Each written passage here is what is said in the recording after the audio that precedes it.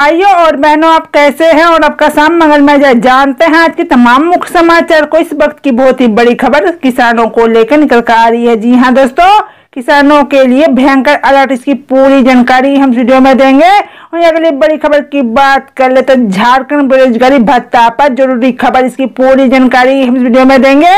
और अगली बड़ी खबर की बात कर ले तो झारखंड में प्रत्येक को मिलेगा 2000 रुपये, इसकी पूरी जानकारी हम वीडियो में देंगे। और अगली बड़ी खबर की बात कर ले तो बेटियों के सुरक्षित भविष्य का वादा वाले स्कीम पर बुरा खबर, इसकी पूरी जानकारी हम वीडियो में देंगे। वहीं अगली बड़ी खबर की बात कर ले तो मोटरसाइकिल पर बच्चे को बैठाने पर लगेगा जुर्माना, इसकी पूरी जानकारी हम वीडियो में देंगे। साथ ही अन्य बड़ी काम की खबर निकल कर आ रही है, इसे वीडियो को अंत तक जरूर देखना। इससे पहले झारखंड की ताजा कोरोना अपडेट। झारखंड में कुल कोरोना संक्रमितों की संख्या 1,24,201 पहुंच चुका है। वहीं कोरोना को मात देकर स्वस्थ हुए संक्रमितों की संख्या 1,20,263 है। वहीं कोरोना से मरने वाले संक्रमितों की संख्या 1,113 है। इस समय झारखंड का एक्टिव केस 2,825 है। दोस्तों, आगे की खबरों के बढ़ने से पहले आप हमारे चैनल को प्लीज सब्सक्राइब कर ले, क्योंकि हमारे चैनल पर झारखंड से जुड़ी अपार शिक्षा से जुड़ी लेटेस्ट जानकारी सबसे पहले, सबसे तेज और सबसे आगे मिलती है। दोस्तों, वीडियो को लाइक नहीं किए हैं तो लाइक जरूर कर ले, क्योंकि एक लाइक बनाए मेरा उद्देश्य होता है। तो चलिए दोस्तों, जानते हैं एक एक करके तमाम मुख्य समाचार को।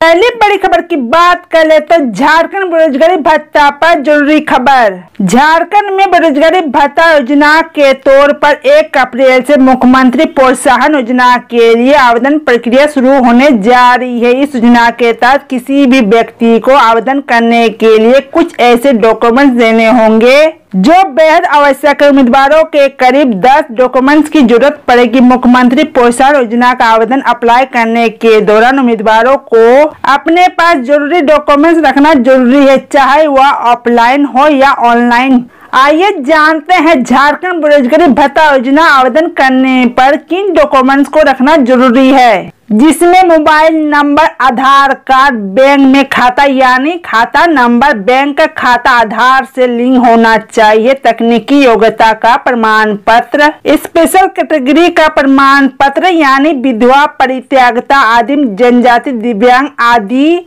नियोजनालय का रजिस्ट्रेशन नंबर, स्थानीय पता का प्रमाण पत्र, साथ ही शपथ पत्र जिसमें यह लिखा हो कि उम्मीदवार किसी रोजगार से जुड़े नहीं है और ना ही उसके पास कोई स्वरोजगार है। झारखंड के स्थानीय निवासी होने का प्रमाण पत्र होना जरूरी है। जो भी उम्मीदवार आवेदन करने जा रहे हैं उसे सही और सटीक जानकारी देनी होगी, यह बेहद आवश्यक है। यदि गलत जानकारी मिली तो उसके खिलाफ बाद में कड़ी कार्रवाई की जाएगी। मुख्यमंत्री प्रोत्साहन योजना के लिए सही और प्रमाणित डॉक्यूमेंट देना अति आवश्यक है। वहीं अगली बड़ी खबर की बात कर ले तो पारा शिक्षकों के लिए घटी भयंकर घटना। उत्क्रमित मध्य विद्यालय मजलाडी बन के पारा शिक्षक कामदेव मिश्रा का आकस्मिक निधन बुधवार को हो गया। अंतिम दर्शन हेतु CRC रामपुर में उनके शव को रखा गया था, जहां आसपास के लोग और पारा शिक्षकों ने उन्हें भावभीनी श्रद्धांजलि अर्पित किया। साथ ही पारा शिक्षकों ने उनके निधन को अपूर्णीय क्षति बताते हुए कहा कि एक साथी के चले जाने का गम जीवन भर रहेगा। पारा शिक्षकों ने उनके निधन पर 2 मिनट का मौन रखा और सच्ची श्रद्धांजलि अर्पित की गई, साथ ही परिवार को ढांस बंधाया।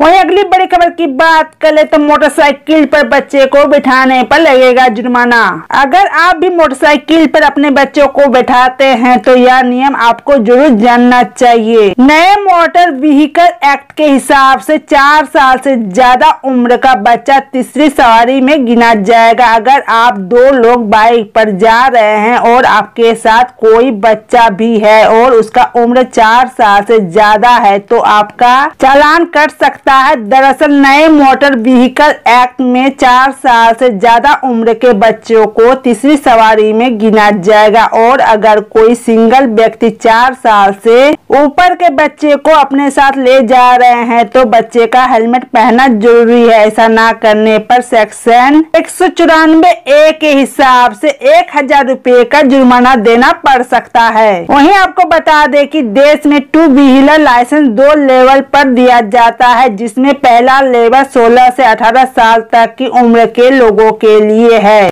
और दूसरा लेवल 18 से ज्यादा उम्र वाले के लिए होता है। इसी कारण 16 से 18 साल की उम्र के बच्चे भी टू व्हीलर चला सकते हैं। हालांकि उन्हें सिर्फ बिना गियर वाले दोपहिया वाहन चलाने की अनुमति दी गई है और उसमें यह भी शर्त है कि वाहन मैक्सिमम 50 सीसी का हो, जबकि दूसरे लेवल के लाइसेंस यानी 18 साल से ज्यादा उम्र के लोगों के लिए जो लाइसेंस बनता है उसमें कोई शर्त नहीं होता है। वहीं अगली बड़ी खबर की बात करें तो किसानों के लिए भयंकर अलर्ट। किसानों के लिए 31 मार्च का दिन बेहद खास है, क्योंकि अगले कुछ घंटों के दौरान पैसा जमा नहीं किया तो ब्याज छूट का फायदा नहीं मिलेगा। आपको बता दें कि हर साल किसानों को फाइनेंशियल ईयर के अंतिम दिन यानी 31 मार्च तक किसानों को 4% ब्याज के साथ बैंक में प्रिंसिपल रकम जमा करनी होगी। ऐसा करने पर आगे भी बैंक में आपकी साख बनी रहेगी, वरना 7% की दर पर ब्याज लगेगा।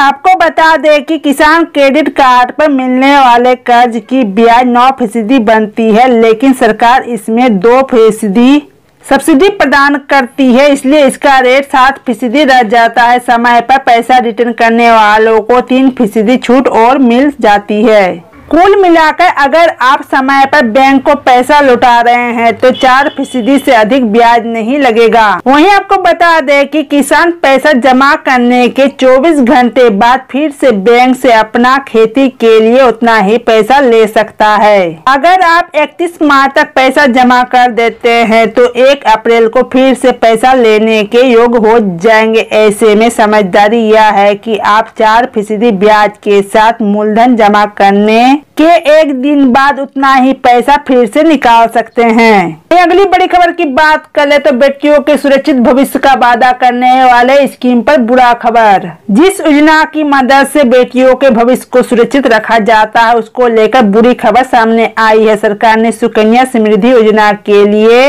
इंटरेस्ट रेट घटाने का ऐलान किया है। सुकन्या समृद्धि स्कीम के लिए इंटरेस्ट रेट 7.6% से घटाकर 6.9% कर दिया गया है। इंटरेस्ट का कैलकुलेशन सालाना कंपाउंड होगा। सुकन्या समृद्धि योजना के तहत 10 साल से कम उम्र की बेटियां का डिपॉजिट अकाउंट खुलवा सकते हैं। परिवार में 2 बेटी भी हो तो पढ़ाई लिखाई और शादी ब्याह का चिंता नहीं है, क्योंकि एक साथ 2 बेटियों का सुकन्या समृद्धि अकाउंट खुलवाने की सुविधा मिलती है। इसे अकाउंट में एक साल में कम से कम 250 रुपए और अधिकतम 1.5 लाख रुपए जमा कराए जा सकते हैं। यह अकाउंट शुरू करने की तारीख से बेटी के 21 साल के होने पर मैच्योर होगी। इसमें सबसे बड़ी बात यह है कि सुकन्या समृद्धि में मिलने वाली राशि इनकम टैक्स से छूट प्राप्त होती है।